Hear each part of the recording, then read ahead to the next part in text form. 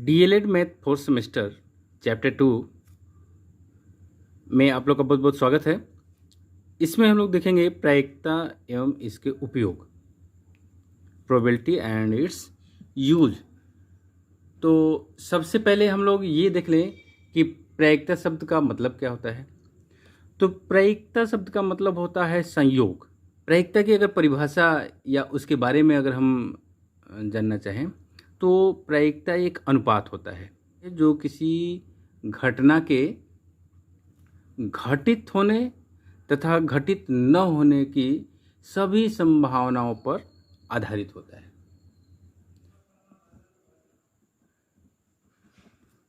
जैसे P बराबर A by A plus B. अब यहाँ पर हम ये देख लें कि A क्या है। P घटना के घटित होने की संभावना, P जो है घटना के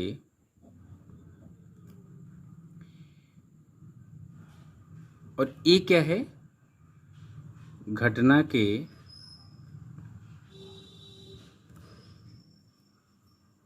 और B।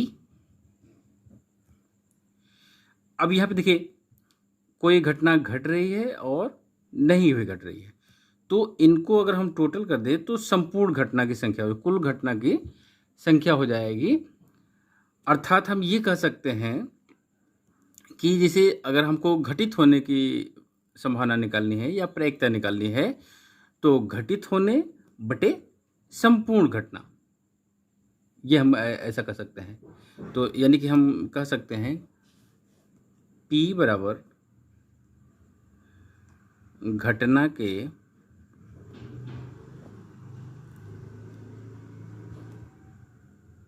घटित होने की संख्या बटे संपूर्ण संख्या या सभी संभावित घटनाएं, सभी संभावित घटनाएं, कुल संख्या जिसको हम कह देंगे। तो यही जो है A by A plus B हो जाएगा। तो ये तो फॉर्मूला हो गया। अब ये देखिए जो P निकला है ये घटित होने की है। अच्छा, ये तो घटित होने की हो गई, घटना के घटित न होने की, घटित न होने की प्रायिकता या संभावना, न होने की संभावना। Q बराबर होता है 1 माइनस P, या P को इधर ला दें तो हो जाएगा P प्लस Q इक्वल 1। यानी कि किसी घटना के घटित और न घटित होने की संभावना का योगफल 1 होता है। चलिए अब अगला टॉपिक देखते हैं हम लोग, प्रतिदर्श समष्टि। प्रतिदर्श समष्टि, सैंपल स्पेस। प्रतिदर्श समष्टि जो है किसी प्रयोग को अगर हम कर रहे हैं, किसी प्रयोग को करने में जितने संभव परिणाम मिलते हैं उन सभी संभव परिणामों का जो समूह होता है उसी को प्रतिदर्श समष्टि कहते हैं। जैसे मान लीजिए कि हम एक सिक्का उछाल रहे हैं,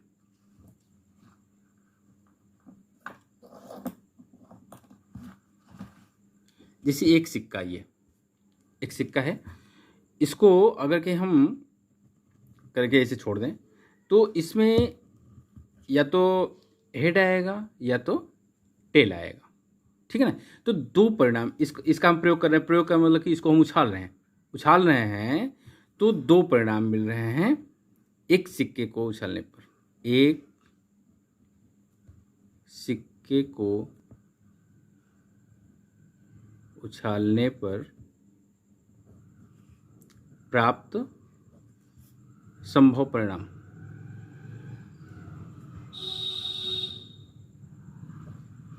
बराबर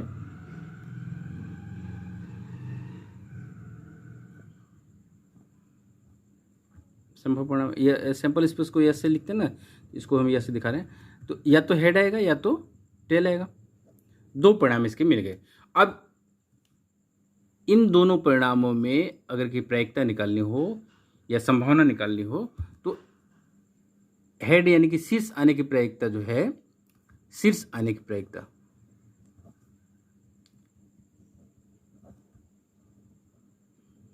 शीर्ष आने की प्रायिकता, देखिए प्रायिकता P बराबर हम लोग क्या क्या फॉर्मूला देखे थे, A/A+B। तो A मतलब कि हेड आने की प्रायिकता 1 और हेड प्लस टेल 1+1 यानी कितना हो जाएगा, 1/2 हो जाएगा ये। ठीक है, इसी तरह से अगर जैसे दो सिक्के उछालें, ये अगर के उछालते हैं तो देखिए या तो हेड हेड आएगा या टेल टेल आएगा, या ऐसा कर सकते हैं कि इसका हेड इसका टेल इसका हेड, या इसका टेल इसका हेड। ये 4 कंडीशन, दो सिक्के उछालेंगे तो क्या मिलेगा हमको, देखिए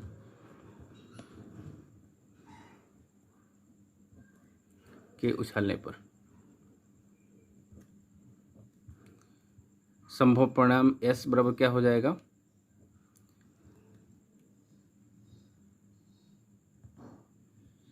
head head, head tail, tail head और टेल टेल। ये 4 परिणाम मिल सकते हैं, 4 परिणाम मिल सकते हैं। तो अब इसमें ये क्वेश्चन उठ सकता है कि एक पर हेड रहे, एक पर टेल है, ठीक। तो एक पर हेड एक पर टेल यहाँ भी है, एक पर हेड एक पर टेल यहाँ पे। ये नहीं कह रहा है कि पहले वाले पर हेड दूसरे पर टेल। अगर ऐसे कर देगा कि पहले पर हेड दूसरे पर टेल, तो पहले पर हेड दूसरे पर टेल इसको केवल इसको लेंगे। लेकिन ये कह रहा है कि एक पर शीर्ष और दूसरे पर पुच्छ, तो यहाँ पर 2 परिणाम मिलेंगे और टोटल कितने हैं, 4। तो 2/4 कर देंगे, मिल जाएगा 1/2। ठीक है, तो इसी तरह से 2 की जगह 3 भी होता है। और एक तरीका मैं बताऊंगा कि ये जो टोटल संभव परिणाम होते हैं वो कैसे होते हैं।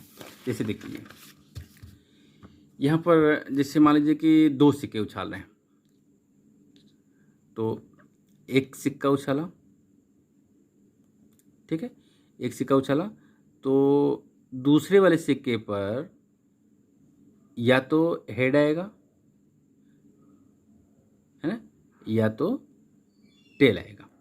और पहले वाले सिक्के पर यदि हेड आया तो पहले वाले सिक्के पर हेड आ गया और दूसरे सिक्के पर या तो हेड या तो टेल। और दूसरा कंडीशन अगर कि मान लीजिए कि पहले वाले सिक्के पर टेल आया और दूसरे वाले सिक्के पर या तो हेड या तो टेल, तो कुल कितने संभव परिणाम मिल जाएंगे, इससे क्या मिलेंगे, देखिए हेड हेड, हेड टेल यहाँ हो गया, फिर यहाँ से टेल हेड और टेल टेल। ये टोटल सैंपल स्पेस हो जाएगा 2 सिक्कों के उछालने पर। प्रायिकता में जब 3 सिक्के उछाले जाते हैं तो 3 सिक्कों के उछालने पर प्राप्त संभव परिणाम की संख्या अर्थात प्रतिदर्श समष्टि क्या क्या संभावना है हम लोग वो देखें। तो मान लेते हैं पहला सिक्का पर हेड आया,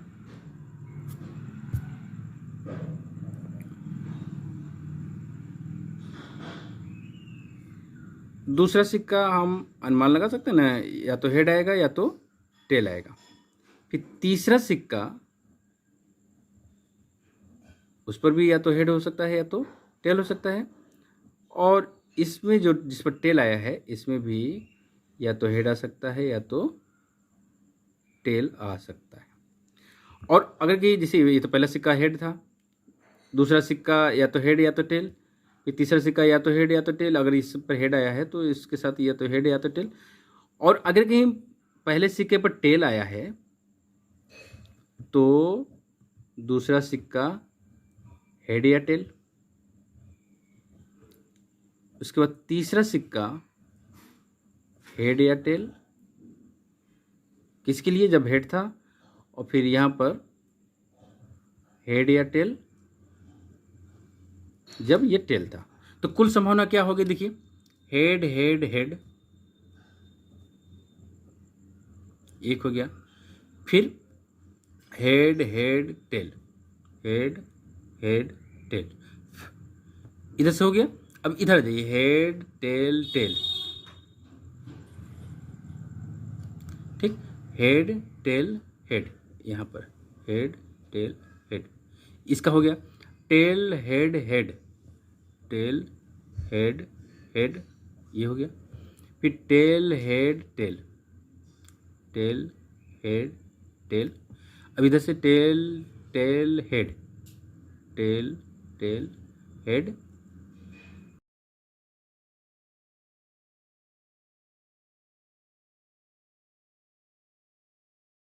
टोटल सैंपल स्पेस कुल कितने, 1 2 3 4 5 6 7 8, 8 संभावनाएं बनेंगी। और एक चीज़ फॉर्मूला बता देता हूँ। जैसे एक सिक्का उछाल रहे हैं तो कुल संभावनाएं यस जो सैंपल स्पेस होता है 2 पावर n होता है। टोटल सैंपल स्पेस जो होता है 2 पावर n। अगर ये एक सिक्का है तो n बराबर 1 रखेंगे तो यहाँ पर हो जाएगा 2 पावर 1, यस बराबर 2 पावर 1, यानी कि 2 संभावनाएं बनेंगी वहाँ पर। यदि 2 सिक्के उछाले जा रहे हैं तो यस बराबर 2, n की जगह 2 रख देंगे, यानी कि 4, तो वहाँ पे 4 संभावनाएं बनेंगी। और अगर कि 3 सिक्के उछाले जा रहे हैं तो n की जगह 3 रखेंगे और संभावनाएं हो जाएंगी कुल 8। ये 8 जैसे बना है ना। तो ये होता है सिक्कों को उछालने पर प्राप्त संभव परिणाम, अर्थात उनका प्रतिदर्श समष्टि। अब अगला हेडिंग हम लोग देखेंगे प्रायिकता के लिए घटनाओं के प्रकार। प्रायिकता के लिए घटनाओं के कितने प्रकार हो सकते हैं? तो प्रायिकता के लिए घटनाओं के 3 प्रकार होते हैं। पहला स्वतंत्र घटना, स्वतंत्र घटना। दूसरा है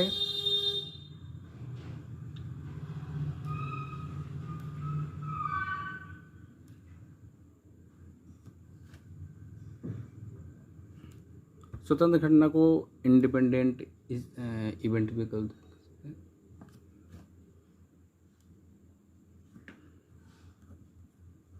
इंडिपेंडेंट इवेंट। परतंत्र घटना, दूसरा जो है परतंत्र घटना, यानी कि डिपेंडेंट हो जाएगा ये, डिपेंडेंट इवेंट। तीसरा है संयुक्त घटनाएं।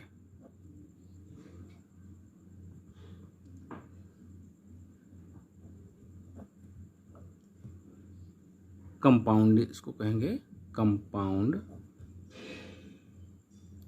इवेंट। अब इसका क्या मतलब है इसको हम लोग देख लें। स्वतंत्र घटना वह घटना होती है जिसमें अगर एक घटे तो वो दूसरे का विरोध करता है, दूसरे को घटने नहीं देता है। जैसे ये हम सिक्का है, जैसे ये सिक्का है, अगर कहीं इसको उछालें या इसको ऐसे करके छोड़ दें तो इसमें जो ऊपर आएगा वह नीचे वाले को नहीं आने देगा, उसका विरोध करेगा। यानी कि टेल आ गया तो हेड नहीं आ सकता है अगर ये बायस्ड नहीं है। अगर कि यह सिक्का बायस्ड नहीं है, पक्षपाती नहीं है, तो एक घटना आएगी तो ये दूसरे घटना का विरोध करेगा, दूसरा आने नहीं देगा। तो इसको हम कहते हैं स्वतंत्र घटना। दूसरा है परतंत्र घटना।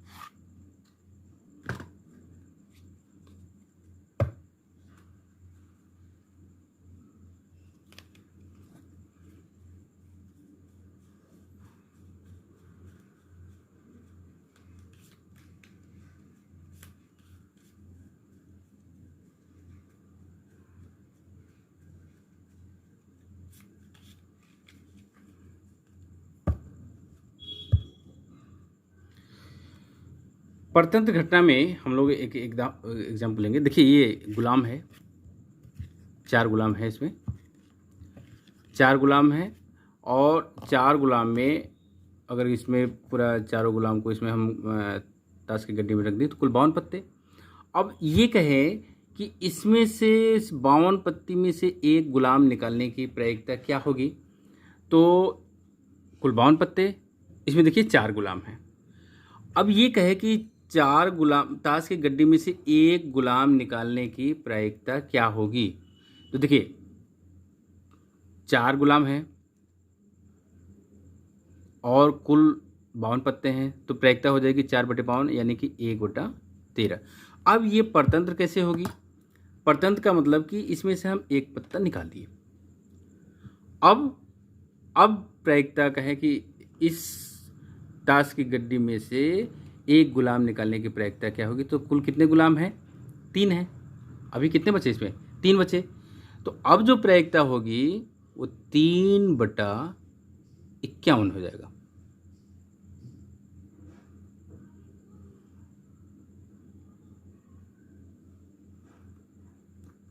इसको अगर काटना है काट देंगे, 17 1/17। तो अब ये देखिए, ये जो है गुलाम निकालने की प्रायिकता एक बार 1/13 है, एक बार 1/17 है। यानी कि जो गुलाम निकालने की प्रायिकता है वह एक दूसरे पर जो है निर्भर है। तो जब घटनाएं एक दूसरे को प्रभावित करने लगे तो इस प्रकार की घटना को परतंत्र घटना कहते हैं। अब तीसरा है संयुक्त घटनाएं, कंपाउंड इवेंट। कंपाउंड इवेंट का मतलब कि ऐसी घटनाएं जो कई प्रकार से घटती हैं। हम ऐसे कह सकते हैं कि जब कोई घटना एक प्रकार से न घट करके कई प्रकार से घटती है तो उन्हें संयुक्त घटनाएं कहते हैं। जैसे ताश की गड्डी में से, एक बार हम फिर ताश की गड्डी में से जैसे 4 इक्के हैं, ये 4 इक्के हैं। अब इन 4 इक्कों को निकालना है। तो यहाँ पर चारों इक्कों के निकालने की घटना अलग अलग होगी। चिड़ी के निकालने की घटना अलग होगी, हुक्म के निकालने की घटना अलग होगी। तो इन सबको हम, इस तरह की जो घटनाएं होती हैं उनको हम मिश्रित घटना कहते हैं। अब आइए देखते हैं पासे के। जैसे कोई पासा है, पासे को अगर हम फेंकें, ये हमने पासा लिया है, पासे को हम फेंकें तो ऊपर जो बिंदु आता है ये एक संभावना होती है। जैसे यहाँ पर 4 आया, फिर से करेंगे, यहाँ पर 1 आ गया। इस पर कुल अंकित 6, 1 2 3 4 5 6, इसमें इन्हीं 6 में से कोई न कोई एक अंक ऊपर आएगा। तो अगर हम किसी पासे को उछालते हैं तो पासे के ऊपरी फलक पर आने वाले अंकों की संभावना 1 से लेकर के 6 तक में से कोई एक हो सकती है। क्या हो सकती है, चाहे 1 आएगा, 2 3 4 5 6, इन्हीं में से कोई एक आएगा। ठीक है, तो ये इसका टोटल सैंपल स्पेस बोल सकते हैं। और अगर ये कह दिया जाए कि ऊपर 4 आने की संभावना या 4 आने की प्रायिकता, तो 4 केवल एक बार है, तो यहाँ पर हो जाएगा 1, और कुल संख्या कितनी है 6, तो 1/6 हो जाएगा। ठीक है, अब इसी में जैसे कह देता है कि सम संख्या आने की प्रायिकता, तो 2 सम संख्या है, 4 भी सम संख्या है, 6 भी सम संख्या है, तो कुल कितनी सम संख्याएं होंगी, 1 2 3, और कुल अंक कितने हैं, 6 हैं, तो 3/6 यानी कि 1/, यानी कि किसी पासे को फेंकें तो ऊपर सम संख्या आने की प्रायिकता 1/2। ठीक है, 1/2 यानी कि आधा आधा हो गया, क्योंकि जब हम किसी पासे को फेंकेंगे तो उसमें 3 सम संख्याएं होती हैं, 3 विषम संख्याएं होती हैं। तो जब सम संख्या की बात करेगा तो 1/2, और विषम की बात करेगा तो वो भी 1/2।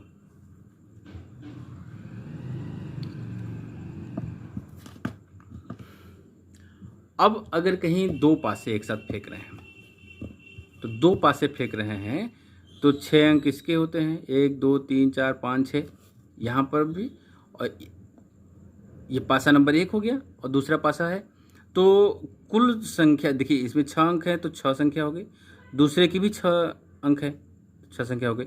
यानी कि दोनों को अगर कहीं हम, चूँकि ये स्वतंत्र घटनाएं हैं, तो स्वतंत्र घटनाएं जब हैं तो दो पासे हैं तो उनकी कुल संख्या के लिए हम उनका आपस में गुणा कर देंगे, यानी कि कुल संभावनाएं 36 मिलेंगी हमको। कुल कितनी संभावनाएं मिलेंगी? 36 मिलेंगी जब हम दो पासों को फेंकेंगे। तो अब 36 में से कोई भी संभावना हमको मिल सकती है। जैसे ये एक मिली, एक पासे पर 6 आया, दूसरे पर 1 आया। इसको ये कर सकते हैं, दो तरह से कर सकते हैं। जैसे एक पर 6 आए, दूसरे पर 1 आए, 1 हो गया। और ये भी कर सकता है कि दोनों पासों पर आए अंकों का योग 7 हो। दोनों पासों पर आए अंकों का योगफल 7 हो, तो ये एक संभावना बन जाएगी। और भी संभावना 7 के लिए तो देखिए एक संभावना ये भी बन सकती है ना, ये भी है, इससे भी बने। तो वो जो 6 और 1 थी वो एक संभावना थी, ये दूसरी संभावना है। 4 और 3 तीसरी संभावना हो जाए। तो ये हो गया किसी पासे को ऊपर उछालने पर फलक के ऊपर आने की संभावना क्या होगी।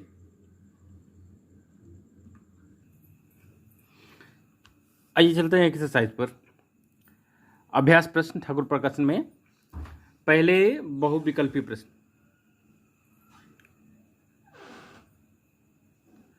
पहले बहुविकल्पी प्रश्न जिसमें क्वेश्चन नंबर 1 है, किसी संख्या के 4 से भाज्य होने की प्रायिकता क्या होगी। 4 से विभाज्यता की प्रायिकता ज्ञात करनी है। देखिए कोई संख्या 4 से विभाज्य तभी होगी जब उसमें 4 का पूरा पूरा भाग चला जाए।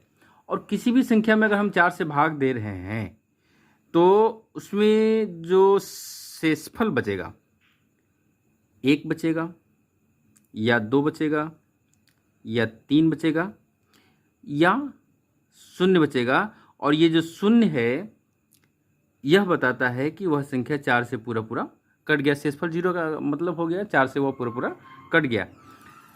तो इन चारों में विभाज्य केवल 1 हुआ। तो प्रायिकता की बात करेंगे तो कुल जो सैंपल स्पेस है 4 है और जो अनुकूल परिस्थिति है वो 1 है। तो प्रायिकता जो है 1/4 यानी कि सी हो जाएगी।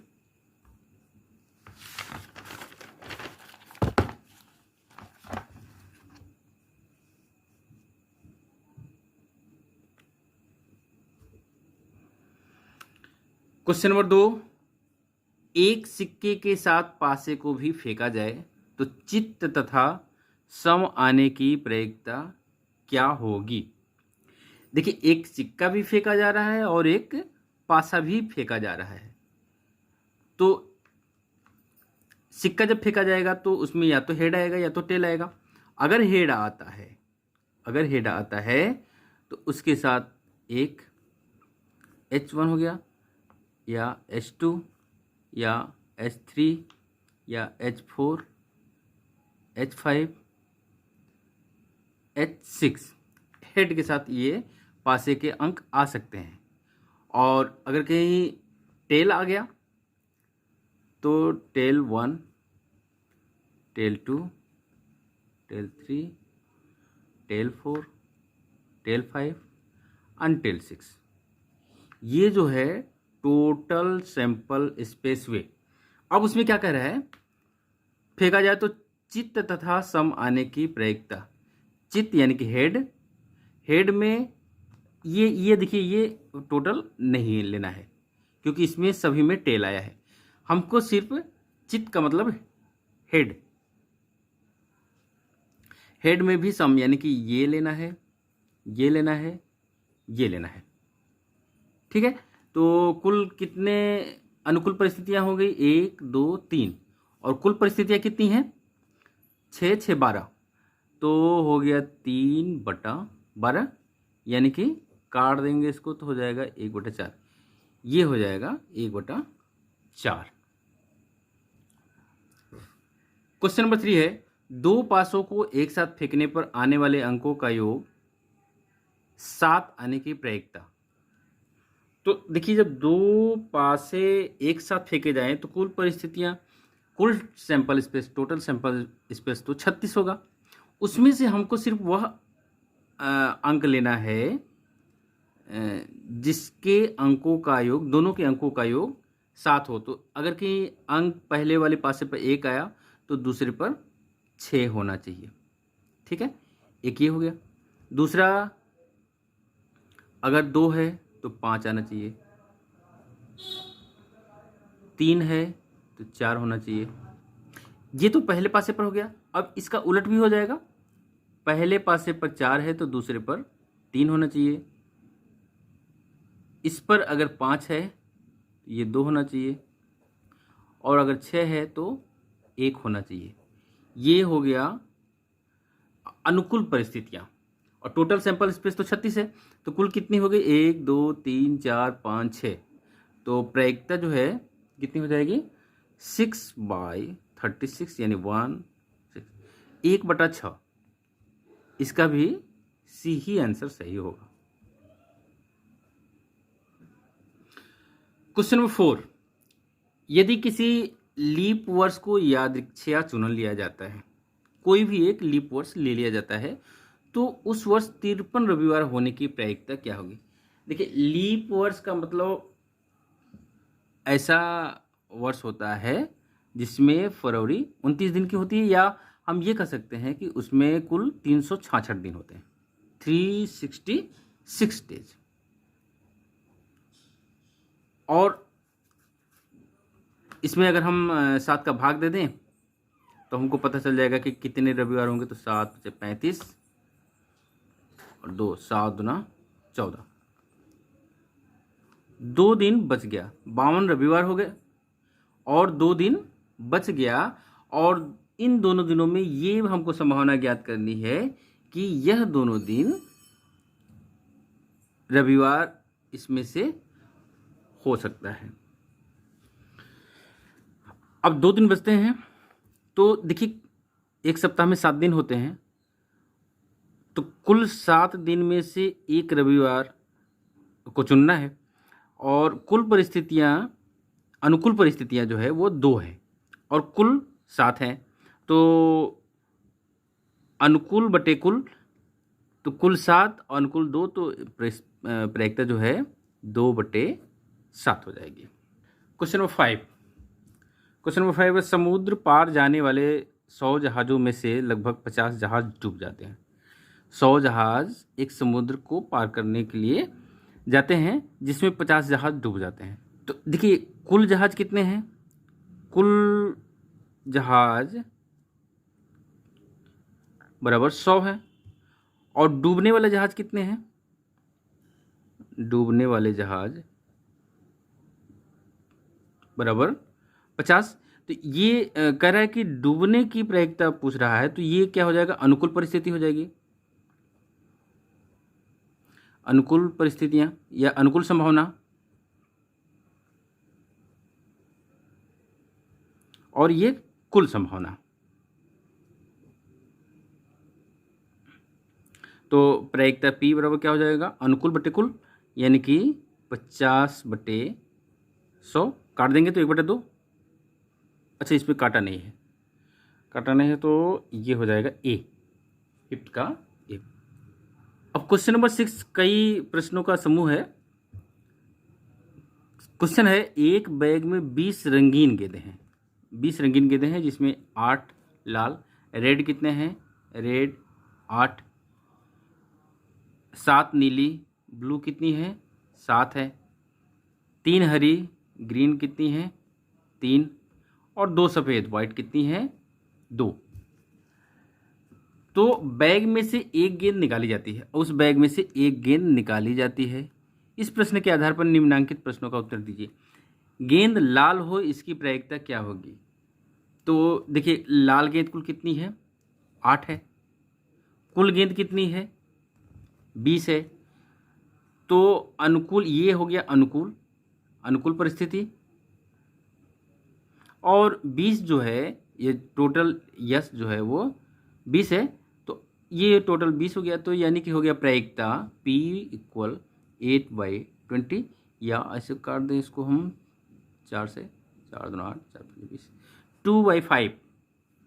6 का फर्स्ट पार्ट जो है वो फर्स्ट का B हो गया। सेकेंड पार्ट है, गेंद नीली हुई, इसकी क्या प्रायिकता? देखिए नीली कितनी है? देखिए नीली गेंद है ब्लू 7 और टोटल 20 है, तो नीली गेंद की प्रायिकता तो 7/20, इसका भी बी हो गया। थर्ड पार्ट है गेंद नीली न होने की। देखिए नीली होने की प्रायिकता जो है 7/20 है, तो न होने की यानी कि Q इक्वल क्या होता है 1 - P मीन्स 1 - 7/20 कितना हो जाएगा 13/20। ये थर्ड का ए हो गया। फोर्थ है गेंद हरी हो इसकी संभावना क्या होगी? तो ग्रीन कितने हैं? ग्रीन 3 है और टोटल गेंद कितने हैं 20, तो प्रायिकता क्या हो जाएगा 3/20। अनुकूल, ये अनुकूल परिस्थितियाँ 3, कुल परिस्थितियाँ 20, तो ये हो जाएगा 3/20। ये कह रहे गेंद हरी न होने की, गेंद हरी न होने की प्रायिकता, ये हरी होने की प्रायिकता 3/20, तो न होने की P इक्वल 3/20 है, तो Q इक्वल होता है 1 - P मीन्स 1 - 3/20 मीन्स 17/20। ये डी हो जाए। आइए देखते हैं लघुत्तरीय प्रश्न। लघुत्तरीय प्रश्न में हमने केवल क्वेश्चन नंबर 7 और 12 लिया है, बाकी करने लायक है, आप लोग उसको कर लीजिएगा, नहीं होगा कमेंट करिएगा, उसको बताया जाएगा। क्वेश्चन नंबर 7 है एक थैले में 8 लाल और 5 काली गेंदें हैं। लाल कितने हैं? रेड इक्वल 8 और काली ब्लैक इक्वल 5। तो टोटल एस की बात करेंगे तो R + B मीन्स 8 + 5 मीन्स 13। 13 कुल 13 गेंदें हैं। एक काली गेंद यादृच्छिक निकालने की प्रायिकता, देखिए काली गेंद निकालना है तो काली गेंद कुल 5 है, तो 5 अनुकूल परिस्थितियां बनेंगी। ये कितनी हो जाएगी अनुकूल परिस्थितियां? अनुकूल परिस्थितियां कुल कितनी है? अनुकूल संभावना इक्वल हो जाएगा 5, अनुकूल संभावना 5 और कुल संभावना कितनी हो जाएगी?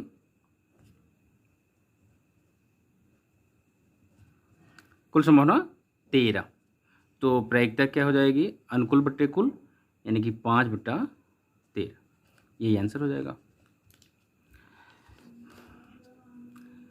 क्वेश्चन नंबर 12 है यदि कोई वर्ष लीप नहीं है तो उसमें 53 रविवार होने की प्रायिकता क्या होगी? लीप नहीं है,